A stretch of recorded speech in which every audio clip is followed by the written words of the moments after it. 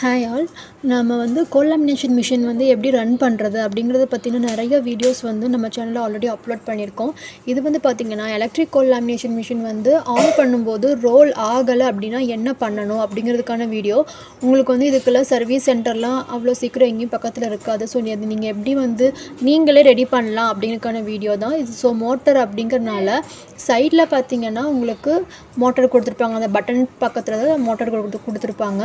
அந்த 4 ஸ்க்ரூவையும் ரிமூவ் பண்ணிங்க அப்படின்னா உங்களுக்கு வீல் மாதிரி இருக்கும். அந்த வீல் தான் உங்களுக்கு அந்த ரோலரு. ஸோ இந்த 2 வீலும் கனெக்ட் ஆகி இருக்கணும். இந்த 2 வீலுக்கு நடுவில் கேப் இருந்ததுன்னா உங்களுக்கு அந்த ரோலர் சுத்தாது. ஸோ இது நீங்கள் கனெக்ட் பண்ணும்போது நம்ம அந்த ஆரஞ்சு கலர் ரோலருக்கு நடுவில் ஸ்பேஸ் வந்துடக்கூடாது. ஸோ உங்களால் நீங்களே ட்ரை பண்ண முடியும் அப்படின்னு அதை ட்ரை பண்ணி நீங்களே ரெடி பண்ணிக்கலாம். சர்வீஸ் சென்டர் கிடைக்கல, ஸோ என்ன பண்ணுறது தெரியாத பட்சத்துக்கு நீங்கள் ட்ரை பண்ணி நீங்களே மிஷினை ரெடி பண்ணிக்கலாம். மறக்காமல் நம்ம சேனலை சப்ஸ்கிரைப் பண்ணுங்கள்.